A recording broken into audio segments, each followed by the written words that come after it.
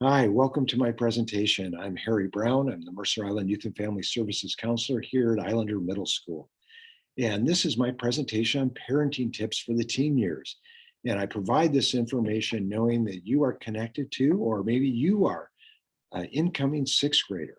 And I'm hoping you'll find this helpful as you think about what's coming in the next couple of years. And this is some information on developmental concerns, on what kind of changes are going to be taking place for you emotionally and psychologically, and how best adults can support you, and how can you get help for yourself if you need it too. So I'm part of a group of therapists, counselors in the schools and therapists at Youth and Family Services providing counseling support across the lifespan. And we really think it's essential to acknowledge that we value maximizing strengths, respecting confidentiality, and celebrating differences among our clients and island residents that we are here to serve. So every year, with the exception of last fall, I have provided a survey that actually came from our Natural Helpers program, where we asked students to identify their top 3 concerns out of a list of 24.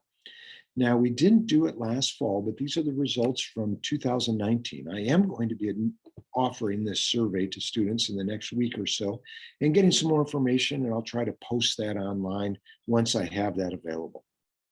But as you can see, the top 3 concerns, in this list, the top 15, but the top 3 have been for maybe 5 years: achieving in school, stress, gossip, rumors.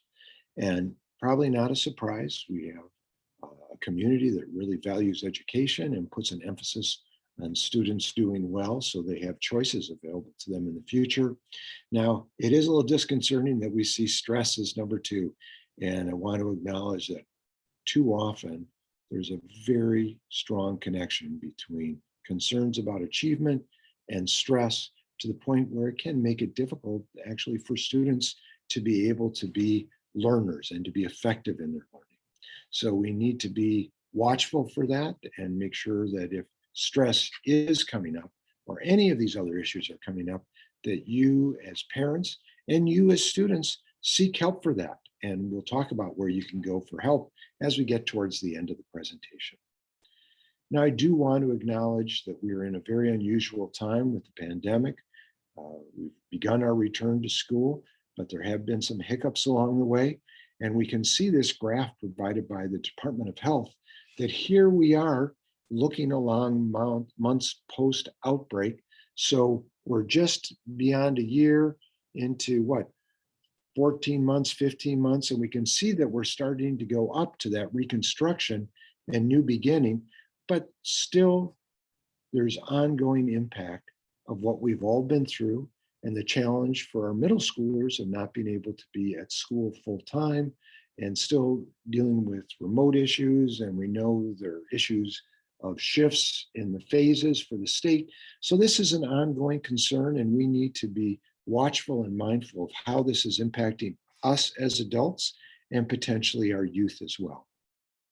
So I wanted to include some common responses of children and teens to disasters, because this pandemic is a form of disaster with a certain amount of trauma that comes with it. So we may see things, and this is something that's showing up as kids are returning to school or having some challenges now: headaches and stomach aches, potential changes in mood. I've heard about this. Worry for the safety of loved ones. Might feel difficult getting out of the house at times because of that. Feeling life may be unfair, cranky, feelings of insecurity, anxiety, fear, anger, sadness, specific fears that the disaster may happen again. So these are all symptoms of what people experience after disaster. And it's certainly one that we're dealing with, and hopefully is on that reconstruction phase, but still we're in some challenges. Common responses, including changes in thinking. I'm hearing about this from families: trouble concentrating, maybe loss of trust in adults' ability to protect them, maybe a new question mark about the safety of things, a false belief potentially that they may have caused it, changes in social relationships due to the separation that our students have been feeling as well. So here's some other changes in behavior. What we see at the middle school is more some risk-taking behaviors, maybe acting immature and younger than their age, changes in sleep and appetite, maybe kind of some hyperactivity, busy energy, increased acting out, tantrums, hitting, crying, or yelling. And as I noted, this comes from the Behavioral Health Toolbox for Families, and I'll have a link to this from the Department of Health, which really comprehensive guide to really understanding what's going on, the impact of this, and how do we mitigate it? How do we get back on the mend and helping our youth and helping ourselves? So here are ways that we can focus on to help with this recovery effort. These are individual protective factors, recognizing there can be opportunities during hard times. Believe it or not, I've heard sixth graders say, hey, if I can get through this, I know I'm going to be a stronger person, being more independent, helping and supporting that independence the best we can, helping kids get physical exercise, bringing in more religion or spirituality to help create that sense of meaning, working on social skills with peers and adults, knowing strengths and limitations, developing feelings of empathy for each other, ability to act and interact positively, active coping. We have a group, myself and the intern working with me, on social emotional problem solving for teens. We meet on Wednesdays, just one example of the way we're trying to enhance students' ability to navigate challenges that they're facing. Being able that one's efforts can make a difference, having a sense of humor, the ability to think outside the box. I hear all kinds of creative things young people are doing. And as adults, we can support that and we can really listen to what youth are saying they're interested in and support them in their endeavors. Ways of helping really focused on family protective factors, having a positive family environment, keeping things calm, or addressing the stressors that do come up in a calm manner. Positive child relationships, parents who get along. Adults, we need to really work on our conflict resolution and do our very best to keep things calm and respectful. And so our kids can really see us and learn from us because we're modeling behavior. We'll talk more about that. And giving our children a valued role in the household, like helping out siblings, getting involved in chores. I love it when kids are part of cooking meals, planning meals, and just being part of a community that works together in a home is essential. And here's community protective factors, network of friends, as you're able to connect, supportive extended family, really drawing people in. My family has weekly Zoom meetings with extended family. Really, it's my wife's family does that every week. They've been doing that. So making those connections and enhancing them, even if it is remote. Being around positive role models, finding positive school experiences, and again, seeing how you can engage your child in having a valued role in the community and any potential extracurricular activities. We are doing some sports here, but there are a variety of other things that you may find. So that really kind of is the COVID directed portion of this. So this is work that I've been citing for many years, and it comes from a study done at Harvard and really came up with the 10 tasks of adolescence. And that's adjusting to maturing bodies and feelings. I'm going to kind of read every few of these. Develop and apply abstract thinking. So going from that black and white thinking to seeing the shades of gray, and that connects to complex level of perspective taking, new decision making, utilizing coping strategies. As adults, we need to keep enhancing our youth coping strategies. We definitely support doing that at school.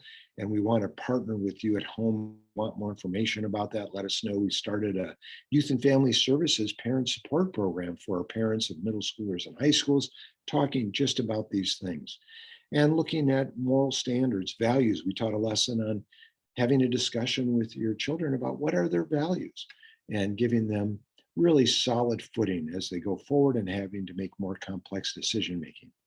Understanding and expressing emotional experiences, really developing a strong and in-depth emotional vocabulary so they can describe their experience in a thoughtful way and one that can help you as an adult connect to your child and and really understand what's going on and listen and be able to be empathetic and compassionate and see how you can work together and how you can support them. Identify key aspects of identity, meet the demands of maturing roles and responsibilities, going from just a couple teachers to maybe four teachers. And as they get into higher grades, different teachers for every class when they're not part of a team, having to take on more responsibilities, more homework, more extracurriculars. How do they balance all that? And you, as parents and adults in their life, can help them sort that out. And then getting to renegotiating relationships. We're heading to our son's college graduation. I have two adult children, and this renegotiation of parenting goes on. It doesn't start or stop with elementary, middle, and high school. It keeps going on. So learning how to do that and engaging in that will really create a framework for you to be able to continue positive communication and coaching and guiding your children, and they'll be able to teach you things as well. I know ours do. So 5 basics of parenting adolescence, and this comes from this Harvard Communication School of Public Health. Love and connect. Boy, we're so together now and we're so connected. So keeping it positive can be a challenge. I understand. Monitor and observe, guide it, model and consult. So shifting that role from being real directive with your children to being a model for them, because more than what you say, they're watching what you do and they're going to follow your lead. And consult, be in a role where you're engaging, not just telling them what to do. For them to learn how to make their own choices, they're going to have to engage and take ownership. So you become more of a consultant than someone dictating what they do. And model, provide, and advocate. Again, provide and advocate, and really being there to support them, advocate for them, but don't fix everything for them. Help them find a path to resolve conflict, to get support if they need it, but let them start taking the lead in this. Let them write those messages to the teachers. You can guide them. You might want to help review it before it's sent, but they can start taking the lead on this as even as 6th graders. And we can take a look at what style of parent are you. I'm going to put the positive ones up here. There are some that I've added at the end of the PowerPoint that you can review when we look at the drill sergeant role and the turbo attack helicopter parent and the helicopter parent. But what kind of parent are you going to be? And I really want to spend our time focusing on the love and logic, coach, consultant, the one that provides guidance and consultant services, models for the child, helps the child own the problem, explore alternatives, and make decisions based on what fits for who they are, and allow them to experience life's natural consequences. Nothing like a natural consequence and a logical consequence to make a point. So it's really about providing discipline. I really think it's important to take punishment out of the equation. Kids tend to want to hurt back when they've been hurt. So we're going to make it about discipline and really thinking that your youth are your disciples. And it's an instructive approach that we take, not punitive and hurtful. So coaching through distress tolerance, through distress builds distress tolerance skills. And we can look at things like the work of Daniel Siegel's Name It to Tame It, identifying, I talked about having a strong feelings vocabulary. Email me, I'll send you a chart with lists of all kinds of feelings. And there are several different kinds that really helps us show how complex even simple basic feelings can be. And oftentimes our youth have multiple feelings that they're experiencing in a short period of time. And so really helping them be able to articulate that. And we know from Daniel Siegel's work and other research, when we can name what we're feeling, it helps us move out of this fight or flight survival part of our brain and get into this abstract, really thinking part of our cortex, our prefrontal cortex, and being able to do complex problem solving, which fight, flight, freeze, or faint, that's all about survival.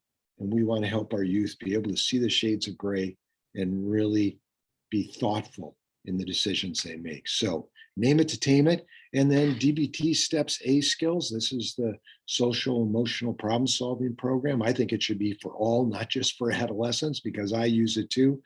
And it's really about building up those distress tolerance skills and emotional regulation skills. And those are keys to managing challenges that come up in life. And I think this is a great way to do it. Mindful parenting, using the mindful coping skill of stop, is just one example of many. Stop what you're doing when you know your stress levels rising. For youth, and I think it applies to adults as well. Imagine you have an emotional thermometer that goes from 0 to 100. When you get to 65, it's time to stop. It's time to stop before you, as Daniel Siegel would say, flip your lid, right? That hand model of the brain. You don't want to be flipping your lid, and especially in front of your children or with your partner or within the whole context of your family. So stop what you're doing when you recognize that you're getting distressed. Take a breath, breathe normally, just get a sense of that breath going in and out, observe your thoughts and feelings, and then proceed. That's something that will support you in the moment. It might be taking a walk, it may be just taking a break, it could be talking to someone else or doing some stretching. But recognizing when we're distressed, and this is the best thing you can model for your children. Recognize when you're in distress and you need to take a break, and you need to put in some coping skills to help you sort out what's going on and make some good choices. Keys to resilience: cultivating healthy relationships and connections, cultivating positive emotions, sense of purpose. Here's a nice mnemonic to help us remember behavioral practices for resilience: relationships, exercise, fun, recreation. Build those into your family experience. Eat well. Get your kids involved in making meals, and think about really creating healthy meal plans for the week, for what they're bringing to school. Support them in making their own lunches.